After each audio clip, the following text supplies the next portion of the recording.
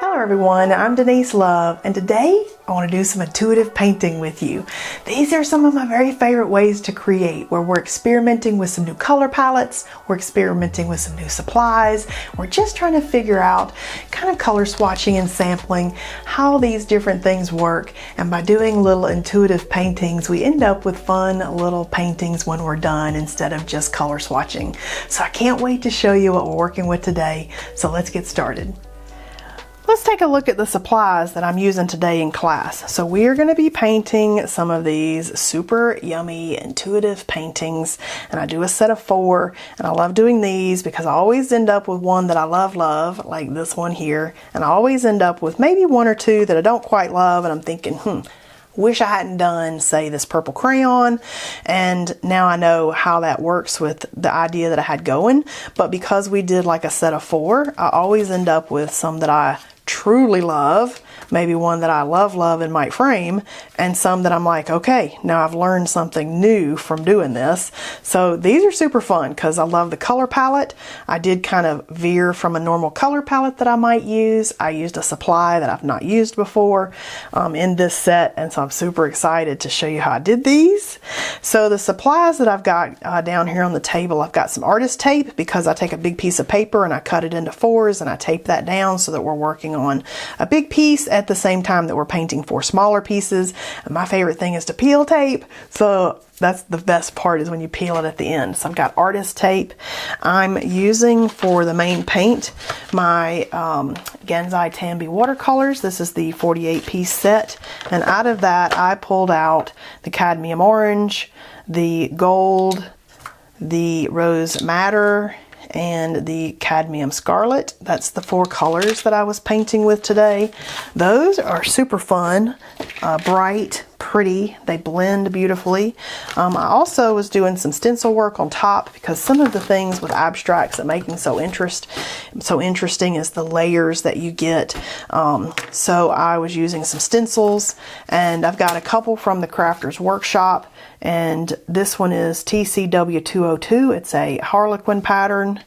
And then this is the Crafters Workshop, and it is TCW237S, and I love it. It's just kind of a grungy stencil. And then I was using a Stencil Girl stencil again because I love it, and it added some great last lines. And this one is S227, and they make these so little, I need a little magnifying glass. It's like my favorite thing in my art room. It's like, that's what happens when you get old.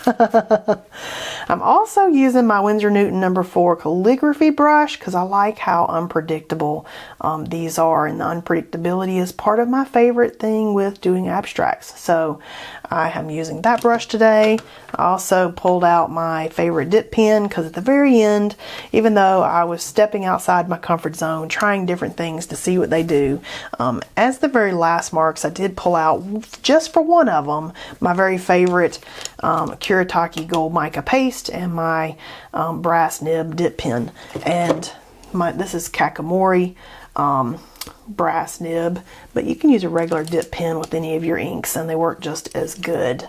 I also was using some yummy Arteza paint colors. I like these because they're inexpensive and the colors are great and they're vibrant and they're easy to work with.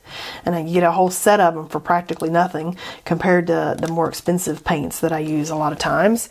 And I was using orange, yellow, rose madder, vermilion red, and pearl copper gold as an alternative to the gold that I always use. And I was using the Canson Heritage 140-pound cold press paper, and then I just cut one of these sheets into 4s. This was the 9x12 pad. I also pulled out my Posca pen in the purple from this whole colored set. And I do like having these colored sets, but that color that I ended up doing in the piece that I did it in was not my very favorite finish to that piece of art. But if you love that look, this is a nice little set to do that with. I do like the finer point of the white, so I did pull the white out and use a fine tip white pen also. And I think that's all I throw at you today in class. I just like experimenting with stuff when I'm doing the intuitive paintings. I'm trying to figure things out. We're trying to see, you know, what do these do and how do these colors react and what if I did this on top. And in the end, I hope I have at least one that I love because it makes the whole day's painting practice worth it. And this one was it for me. So I hope you have fun today in class. I can't wait to see what you're making. So let's get started. So I've pulled out some of the things that I want to do in today's intuitive painting, and I'm using the Canson Heritage 9x12 140 pound cold pressed watercolor paper, just because that's what I had out by my table. You can use any kind of cold press, hot press, whatever paper excites you currently or that you have on hand. I've taped that down with some artist tape, and I've cut it into 4 slices, so that's why I've taped them down, because I'm doing 4 little ones. Gansai Tambi Watercolors. This is the 48-piece set that we could use these. I haven't used these nearly as much as the Art Nouveau set, which is my very favorite, but I thought, ooh, let's play with these today. And I already kind of swatched them out on the little piece of paper that kind of came in it so that I could look at these and say, ooh, what if we play in reds and pinks and oranges and kind of that colorway today. And so I have pulled out Rose Madder, which is this yummy bright color, Cadmium Scarlet, which is more orange, Cadmium Orange, which is this yellowy orange, and I pulled out one of these golds, and this one is the number 90, so this is this kind of gold down here in the very corner, and this is not as vivid as my very favorite gold that I'm always pulling out in these videos, the Kuretake mica gold. It's very subtle, so it'll be a little bit different look, and then it'll give me the option to still use this on top if I want. So I've just kind of pulled these out. What I like about these is you can pull them out, you can see on the back the colors, and I did happen to notice that you can buy these individually, so you don't have to like buy the whole big set again when you run out of one color. Haha, how much do we love that? And so I'm gonna start with these. Got some water over here. I've also got lots of brushes here, but I think with these, I really love the way some of my other intuitive paintings ended up using our Winsor Newton No. 4 calligraphy brush, because I like to roll the paint around and do stuff like that. So I thought, oh, let's do that with these. I want you to figure out what you like doing, what feels good, like, ooh, that felt good, let's do some more of that. And then I want you to start doing more of those things that feel good. Now with these intuitive paintings, I do kind of treat the whole piece of paper like it's one big piece of art.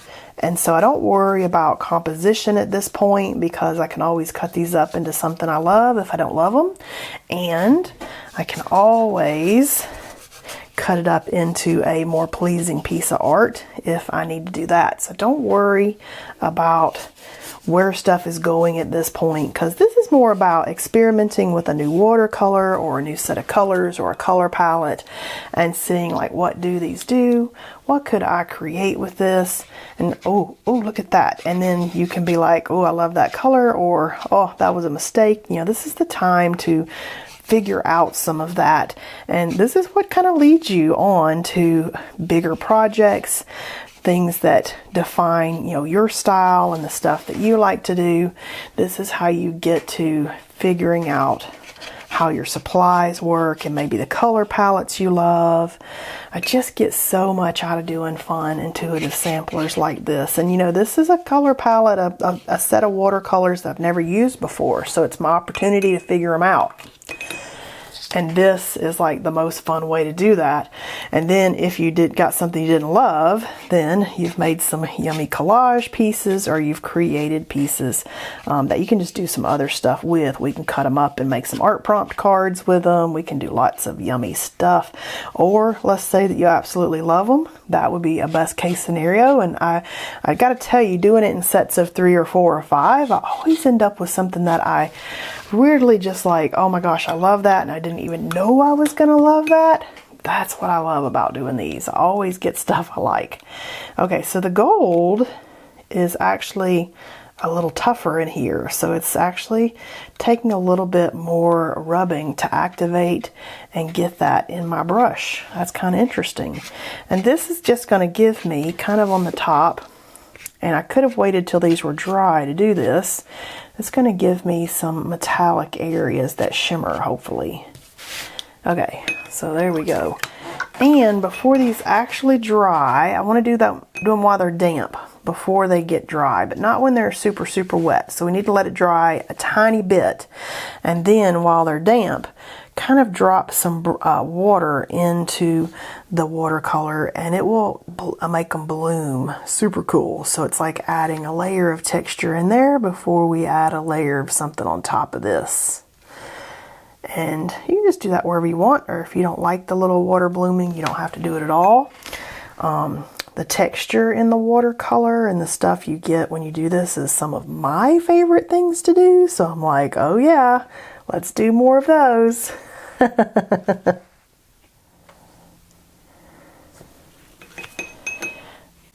And it's at this point too that I can look at it and say, okay, do I want to come back with any of these and add more to this? Did I get kind of like paint and get over it and lose some color that I wanted? Do I want to make some marks with the watercolor?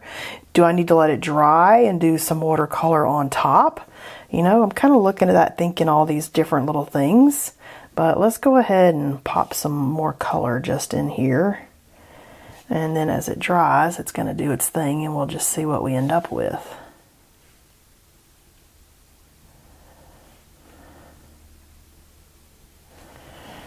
Oh yeah, and then I feel like we're going to do some stenciling on top of these. So I'm going to get a few paints together and a couple stencils out and do a little stencil on top of this and just see what we get. So we're going to let these dry and I'll be back.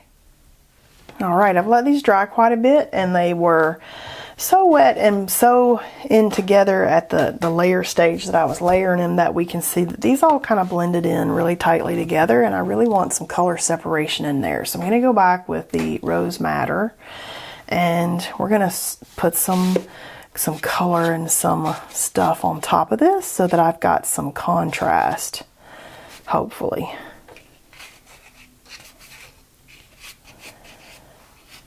More so than I've got now anyway.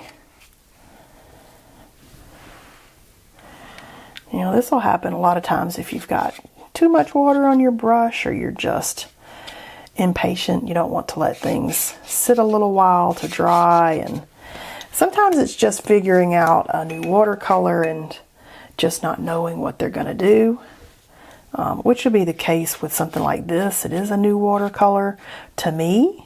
So just kind of figuring out how are these going to blend if I do wet on wet versus wet on top of dry. This is all good stuff. This is how we learn how to use the supplies.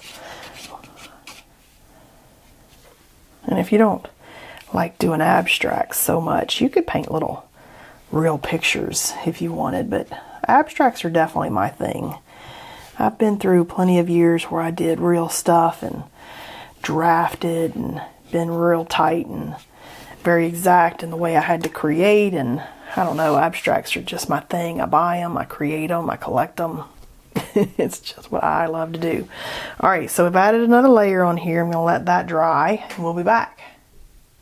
Now with the second layer of watercolor on these have dried really cool, and I'm really loving this one up here. I don't know, I'm loving all these. I'm almost feeling like they want to go this way. Like I'm kind of feeling them up and down. So I want to do some mark making, paint work, some other stuff here on top. But what does that look like? Does that look like stencils? Does that look like drawing on top of these with some Neo Color 2 crayons? Because I've got that back here on my desk, the box of those that I have. Actually, now that I've pulled out this aubergine, doesn't that purple look like it would fit right in there as a fun contrasting color? So Now it's just time to decide what do we want to do on top of these. I am obsessed lately with stencil work, so I have pulled out some stencils that I've had for quite a long time now, but I have gotten away from, and now I feel like I want to come back to it. And I'm really feeling this one right here. And I thought when I had pulled these out they didn't have a name on them, but they do. It's hiding down here. These are from the Crafters Workshop, and this one that I'm definitely going to use is TCW 237 and S as in stencil. So we're going to use this one because I'm definitely feeling like that. I also like this one that looks like little bits of water or something.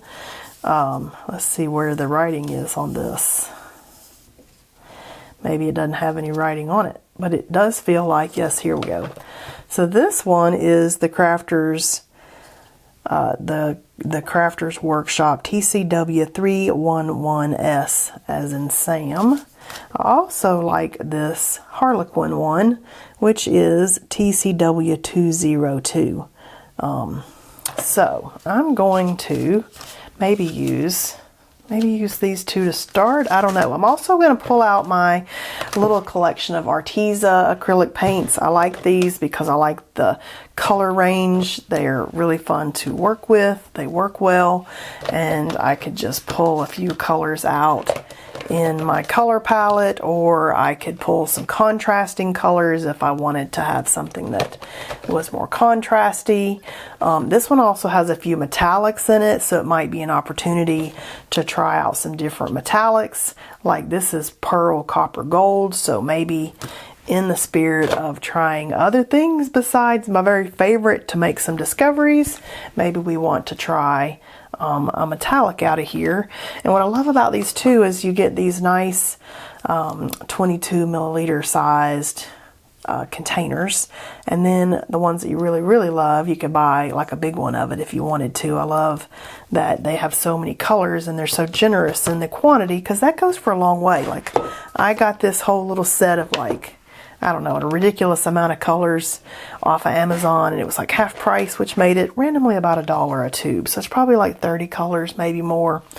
So we could do that. We could throw in a contrasting color. Do I want to have something that is a lot darker than what's in there? What choices do we want to make here? Oh, see, now rose madder in this. I'm kind of feeling that one.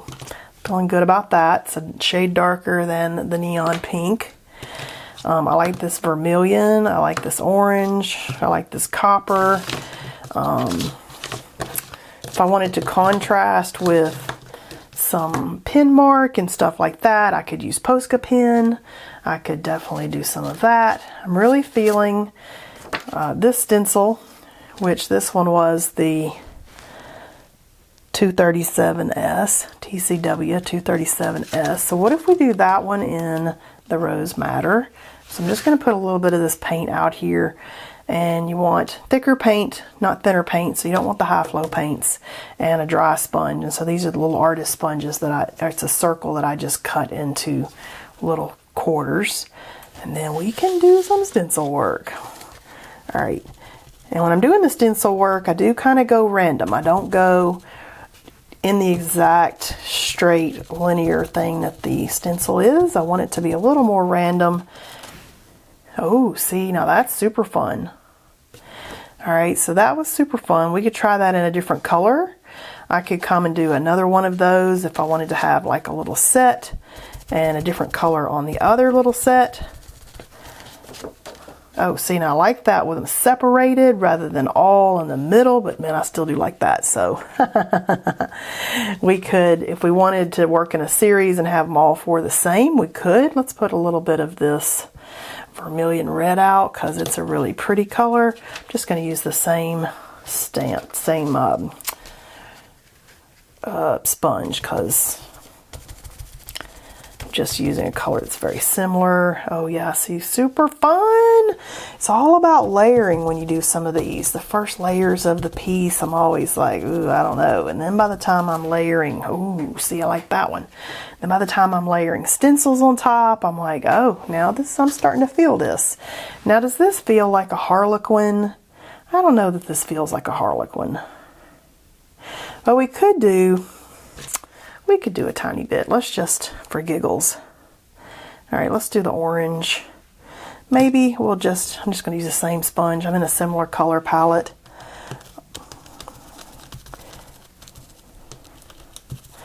And if we don't like it, we don't have to do it on the other three. But, oh yeah, that's very interesting actually. I don't know that I love it, but now I'm kind of like, And, you know, with these I have figured out too, you could kind of, instead of dabbing the stamp up and down, giving you this kind of stampy look, we can run the stamp around the stencil, giving us a more polished look. So that's kind of a good way too to use the these little sponges, and just decide like what you like better. Well, I like that one best, I think. All right. So now what are we feeling? Am I feeling like, maybe I'm feeling one of my favorite stencils. I was gonna save that for the last because we've used this one a lot, but I love it. This one is Stencil Girl S227, and it is the corrugated lines. And let's try this Pearl Copper Gold, which will be different than the gold I normally use. I'm going to get a dry sponge. I already had one out here. And I just kind of keep on going, layering and seeing like, what am I going to get if I did this or if I did that, and do some happy little stencil work in. Oh, see, now I love that. I do think I'd like it better in my favorite one, but let's let's resist pulling out the thing that we always pull out in the nature of learning some new stuff, in the spirit of the game here. Let's work in the spirit of the game. I do kind of consider this like a game now, playing at my art table with supplies I don't normally work with. 'Cause I sit down and I think, what have I not used lately? What has been hiding that I've just basically lost that I could pull out and work with today and just see what I could create?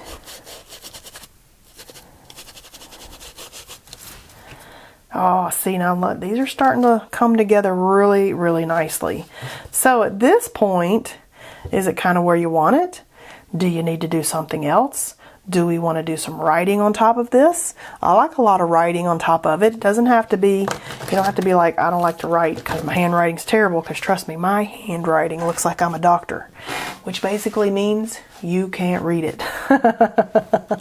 So I like asemic writing, which is basically fake writing. And I've got my little Posca pen here. Let me get it started. Make sure I got some good stuff going there. Or we could do this with acrylic ink, or we could do this with like colored Posca pen. Oh yeah, now that I've thought of that, colored Posca pen. I do have some fun colored Posca pens here. Like, look at this fun pink. Like, I gotta tell you, I'm not sure I've used this pink on anything. See, it's brand new. Let's get the pink started. So I might use the white, but definitely let's try the pink. Let's get that pink started.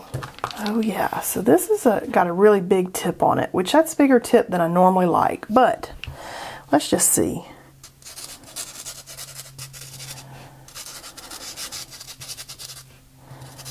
You can just add some little details in there, and they can be, oh, do we love it or do we not? We can kind of decide.